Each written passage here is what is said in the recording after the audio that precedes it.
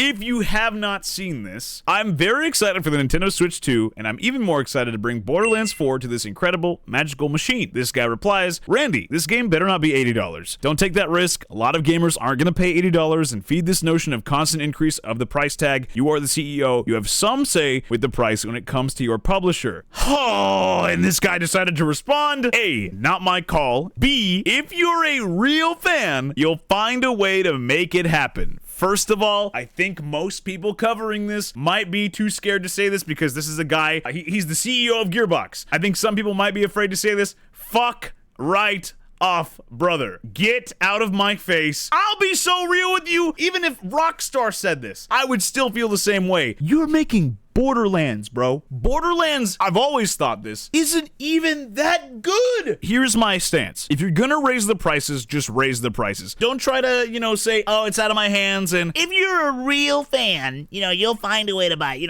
Our real fans, our dedicated audience, they're gonna be the ones that are gonna get suckered into paying $80 for a game, okay? They're gonna do it because they're our real consumer base. They're the ones that we care about. If you genuinely care about your consumer base and you want to pretend that you do, why are you raising your prices like this and throwing it in their face as some consequence of enjoying the game that you are so willingly putting out for your real fans? If you actually did care about your real fans, you would not be raising the prices. You would say, okay, we have this audience of people who have trusted us with our IP to get to this point that has gotten us to this level of success, that has garnered a fan base. Maybe we should try to go against the industry norms that are being practiced right now, rather than following the trend of what every other gaming company is doing, because we value our real fans. We value the people who have made our product what it is. This right here is a direct result of, drinking your own Kool-Aid, dog. You're buying into your own hype. You're thinking, okay, wow, I have such a great product on my hand. You have become so deluded with the idea that your game is amazing. Borderlands 1, Borderlands 2, great games, right? You started falling off a little bit with Borderlands 3 and everything that came beyond that because you really kind of just thought people would eat up whatever you put out. Borderlands 4 probably had a good trajectory to actually do well until you start saying shit like this, because now you have bought into your own hype, being like, yeah, you're gonna buy it no matter what. We know you guys, okay? And then you go on to say, my local game store had Starflight for Sega Genesis for $80 in 1991 when I was just out of high school working minimum wage at an ice cream parlor in Pismo Beach, and I found a way to make that happen. That's great, bro.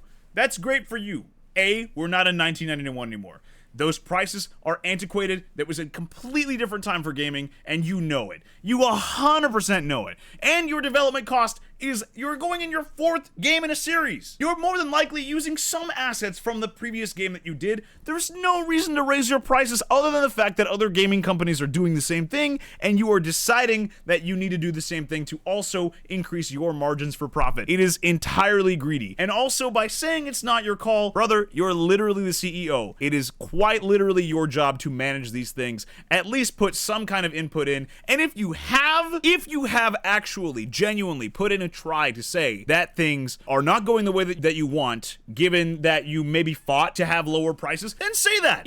Have the balls to say that. But you clearly aren't saying that because you're agreeing with the price tag, because you know it'll be a bump and pay for yourself. Let's not try to argue it away. Borderlands is not that good of a series for you to be doing all this. Your movie flopped. Let's be real. Your movie flopped. It's not coming back. You're not getting a sequel. And beyond that, your games really are just Redditor slop. Like, it really has been that way for like the longest time. I don't care if in the future, you would have gotten a Gearbox sponsor. You would have gotten fucking Borderlands 7 as a sponsored stream for your career. That would have been, I don't give a fuck. Because this is the most arrogant shit I've ever seen from like somebody working at a company when it comes to gaming. This is like spitting in the face of your consumer genuinely. I'm not your consumer, and I will not be moving forward. I've got all the Borderlands games for free, either gifted from me or off of Steam specials, because I couldn't be bothered paying for them to begin with. Even if I did have an interest in buying Borderlands in the future, I'm not going to now, because this is awful. When I saw this on my Twitter feed, I could not believe my eyes. A CEO of a company was saying this, and people in the replies are cooking this guy. Like, you can obviously see 300 likes, 1.3 quote retweets, and then 2.5 thousand replies on this, almost 1 million views on this. It's crazy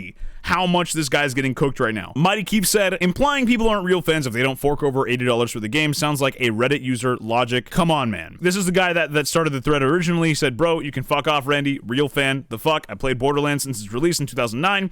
Every game I've played since that release. It's clear gamers are on my side and I agree with my take. You are the fucking CEO, Randy. You have say. You just don't want to fucking admit it. And that's exactly what it is. You have say. You are just lining your pockets for the sake of your own profit. And if that's what it is, then just say that. I would respect you more if you just said that rather than trying to give some, bad faith argument as to how you bought $80 games in 1991 when that's not fair in comparison. You've clearly lost your touch when it comes down to your consumer base, because this is not acceptable by any means to try to throw this in your consumer's face. These are the people who gave you your career that you are saying this to. The people who have bought your game up until this point are why you are even able to increase the price in the way that you are. And not only are you doing that, but you're throwing it in their face and saying, if you're a real dedicated Borderlands fan, then you'll do this anyway. It's like as if I stream for free every single day. Now imagine if I made every single stream sub only and I said, okay, my real fans will subscribe and I'll stream to them. And the reality is, if I were to ever do that, I'm not going to do that,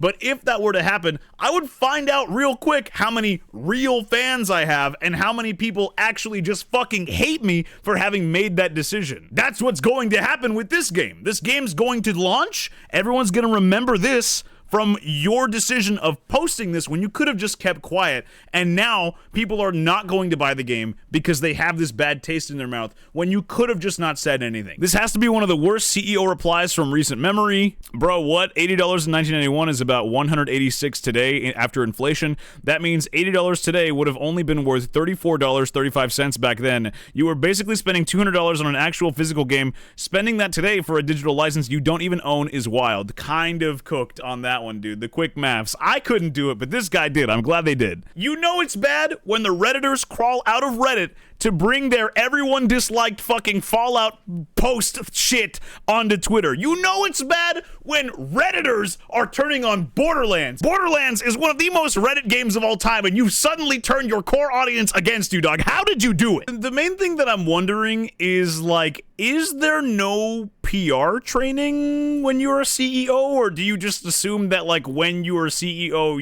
you're just bulletproof? Is that what the thought is? Is that why this guy is just posting stuff like this? Because this is a PR nightmare for this company. I'm sure everyone at Gearbox is like, dog, what have you just done? By just a couple strokes of your keyboard, you have now cooked your company, because everyone's gonna be turning on this game. I feel so bad for the developers, for the people marketing this game, for everything, because this is one person's mistake. Let me be so clear about this. My contempt for Borderlands 4 has nothing to do with the people working in the back scenes. It has to do with this CEO himself. And I mean, I gotta be real, he has kind of cooked Gearbox and Borderlands 4 for the foreseeable future. It is his fault entirely, and this idea that this guy is presenting is just awful. Like, I don't think anyone's gonna really get behind this. It's terrible. It's awful.